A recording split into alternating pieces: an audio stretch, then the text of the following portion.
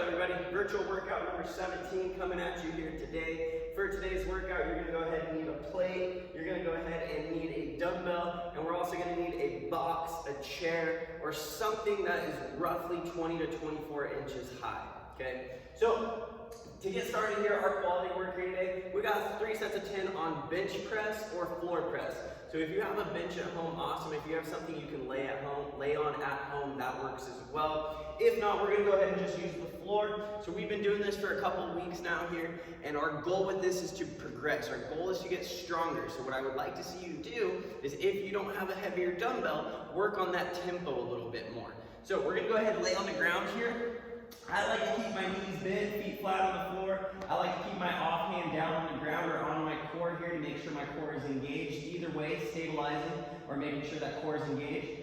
Elbow out at the side. From here, you're gonna go ahead and press that dumbbell up, squeezing that chest at the top. Now that tempo I'm talking about is coming down nice and slow, okay? So if we did a tempo last week and it was fairly easy, what I would like you to do is do a longer tempo here, okay? We can increase that time under tension, which is going to go ahead and work on developing that muscular strength and size. All right.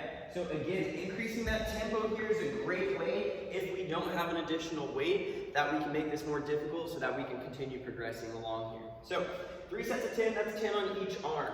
After that, we're going to go into plank transitions. So our plank transitions, again, we've been doing this the last few weeks as well. If we are getting pretty efficient at this, we can hold that plank and hold that transition a little bit longer. Remember, tempo, keeping that time under tension, that's going to be key, and that's what our quality work is all about here this morning. So from that plank position on those elbows, you want to maintain that nice hollow position in that core here. You're pressing through those shoulders. From there, you're going to go ahead and come on up to those hands. Again, pressing those hands into the ground, keeping that hollow position. You're going to go back and forth here 15 times, okay? So every time you go from elbows to hands, it's going to go ahead and be 1 rep. Again, if that's been pretty easy the past couple of weeks, hold that plank for maybe 5 seconds. Hold that transition onto those hands for 5 seconds. Again, make this difficult for you. Don't just do the work to do the work. Do the work to get something out of it. After that, we're going to do a weighted front squat hold. So you're going to go ahead and need a timer. You're going to grab your dumbbell. We can move into that front rack position by grabbing both heads of that dumbbell. Elbows up high and wide. From there, you're going to go ahead and descend to the bottom of that squat. You want those weight back on your heels, chest upright, elbows high. You're going to go ahead and hold that position for 1 minute. We're going to do that 5 times through as far as that front squat hold goes, 4 times on that plank transition, and 3 times on that bench press or floor press. Remember, quality work, tempo, we want to be pushing that envelope as far as that muscular fatigue and or endurance, okay? So you got to be aggressive with that tempo. You got to make sure that you're pushing yourself, not just going through the motions, okay?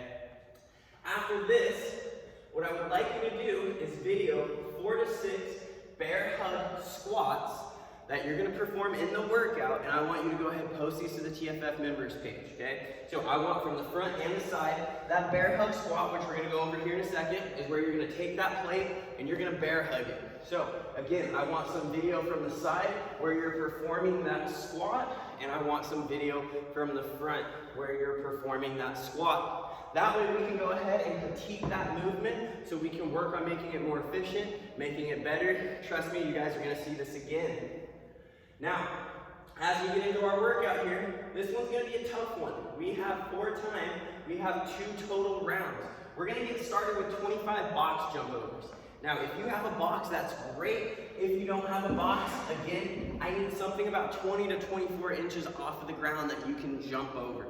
So for our box jump overs, you have the option. We have a 2-foot takeoff. We can go ahead and land at the top, step down or jump down, or what I would really like to see is that full jump over that box, okay? So again, if you don't have a box, something about 20 to 24 inches off the ground and jumping over that. That might be a great way to gain confidence to jump over this, because we can grab something that's a little bit narrower, okay? So that way we don't have to cover that distance.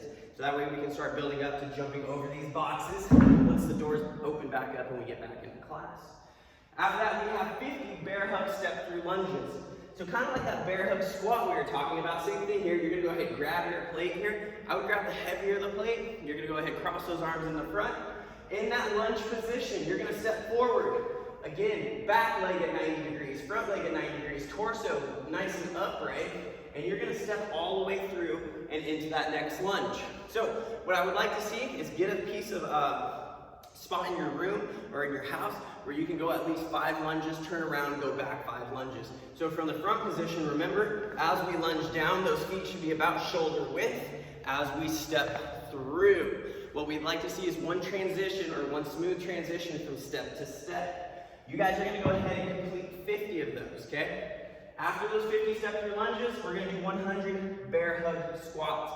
So same thing, grabbing that plate, crossing those arms in front, feet shoulder width, toes pointed out slightly, hip crease below that knee as you keep that chest nice and upright, pressing that ground away from you. So again, focusing on driving those knees wide, staying nice and upright. We're gonna go ahead and knock out 100 of those bear hug squats.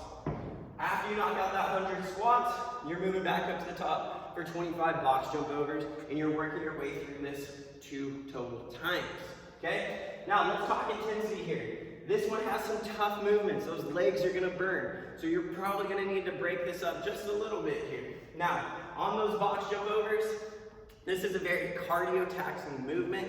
So this is something that I want you guys to go ahead, try to find a steady pace which will allow you to keep moving. It doesn't have to be fast. Remember, you are covering more ground when you're moving versus when you're sitting there with your hands on your knees. So find a steady pace that will allow you to keep moving. Again, it doesn't have to be fast, just keep moving. For those bear hug step through lunges, same thing here. Make little goals for yourself. If you're really good at lunges and you can knock those out no problem, go ahead and make a larger goal. Maybe breaking this up into 25, taking a quick rest, doing 25 more. If lunges aren't your strong suit, maybe work for 10, so 5 sets of 10. Whatever it is, and by the way, this is easy count. Whatever it is, I want you guys to go ahead and pick goals, something to try to reach, something to attain, something that's not gonna be easy though. So don't just go, I'm gonna do 2 and rest, right? No, push yourself, find that place that's gonna push that envelope, make it a little bit harder for you. Same thing on those bear hug squats. On those bear hug squats, again, if you know you can go 20, no problem, let's try to break this up into sets of 25 or maybe 30. Let's push that envelope, make it a little bit harder, progress yourself forward. So intensity-wise, we should be pretty cardio taxing on that first movement. These other 2 movements are probably gonna let that heart rate come down just a little bit because you're gonna need to take a little bit of rest here because those legs are gonna be burning. So intensity-wise, we're probably gonna be between that 85–95%, which is where we generally like to hang out in the HIIT or CrossFit style workouts. So push yourselves, try to get through this one as quick as possible, and I hope you guys have some fun with it.